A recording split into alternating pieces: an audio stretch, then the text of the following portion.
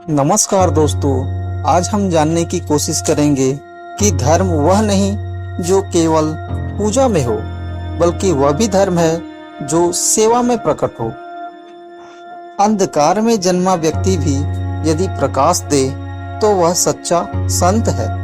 अमावस्या की रात भी अगर चित्त में ज्योति हो तो दिव्य बन सकती है। तो आइए इस नैतिक संदेश को एक कथा के माध्यम से जानने की कोशिश करते हैं। यह कहानी सनातन धर्म के उस मूल तत्व को प्रस्तुत करती है जहां धर्म केवल कर्म कांड नहीं, बल्कि करुणा, क्षमा और सेवा का समुच्चय है। यह कहानी एक ऐसे बालक की है जिसे अमंगल मानकर त्याग दिया गया, लेकिन उसने अपनी तपस्या और सेवा से पूरे गांव को बचा लिया। विंध्याचल की पार्वती छाया में बसा एक छोटा सा गांव था, सत्यानगरी।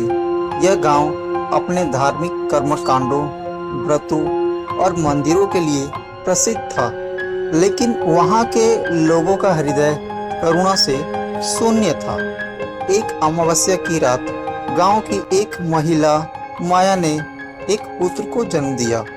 बालक की आंखें नीली थीं, बाल गहरे काले और उसकी किलकारी किसी शेर के गर्जना जैसी थी। जैसे ही सुबह हुई, गांव के मुख्य पुरोहित पंडित त्रिवेदी ने बालक को देखकर कहा, यह बालक अमंगल है, अमावस्या की रात जन्मा है,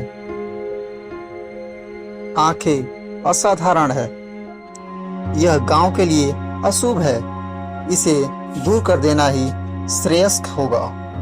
गांव वालों की मान्यता, पंडितों की भाषा और सामाजिक भय ने माया को विवश कर दिया। आंसुओं में डूबी मां ने अपने नवजात शिशु को गांव के बाहर स्थित एक पुराने सुनसान आश्रम में छोड़ दिया। यह आश्रम वर्षों से वीराना था, पर वहां एक तपस्वी ऋषि वशिष्ठानंद अब भी साधना में लीन रहते थे। उन्होंने बालक को पाया और कहा, जिसे संसार त्याग दे उसे ब्रह्म स्वयं अपनाता है। यह बालक कोई सामान्य आत्मा नहीं, इसकी आंखों में ध्यान है, इसकी किलकारी में ओंकार, इसका नाम होगा नील।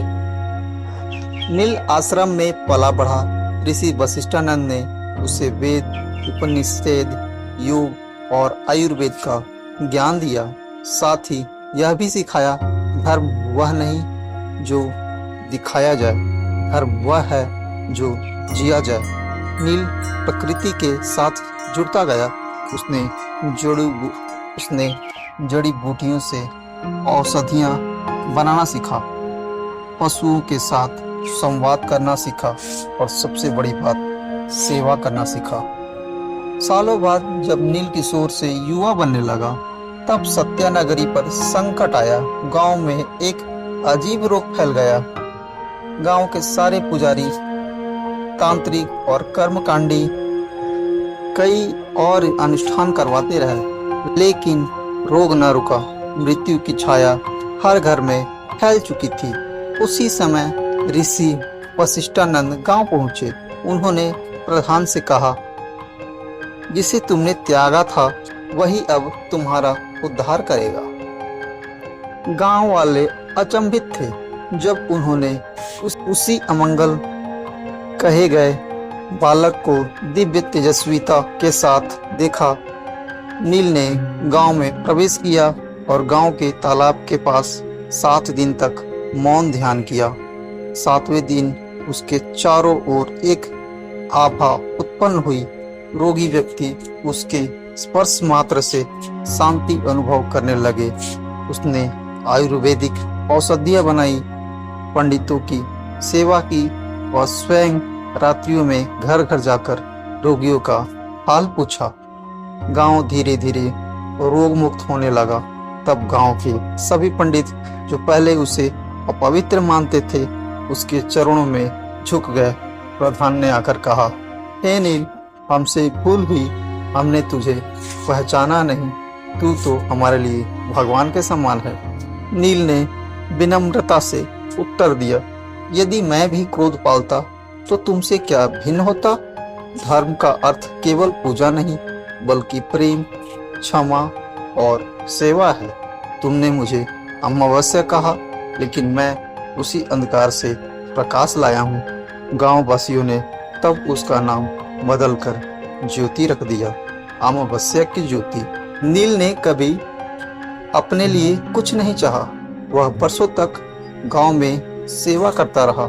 उसकी शिक्षाओं से सत्यानगरी में एक नया युग प्रारंभ हुआ। लोग अब कर्म कांड से अधिक कर्म पर विश्वास करने लगे थे। गांव के बाहर एक छोटा सा मंदिर बनाया गया, ज्योति आश्रम, जहां किसी भी व्यक्ति को उसका जन्म, जाति, नाम या समय नहीं देखा जाता था, केवल उसका मन देखा जाता था। नील अंत में हिमालय की ओर तप करने चला गया, लेकिन उसकी कथा गांव-गांव में गूंजने लगी।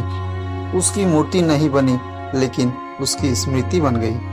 हर उस व्यक्ति के मन में जो धर्म को सेवा के रूप में देखता है।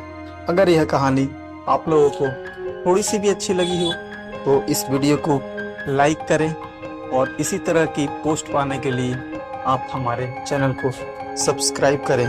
तब तक के लिए धन्यवाद। फिर मिलते हैं एक नई पोस्ट के साथ। जय श्री कृष्ण।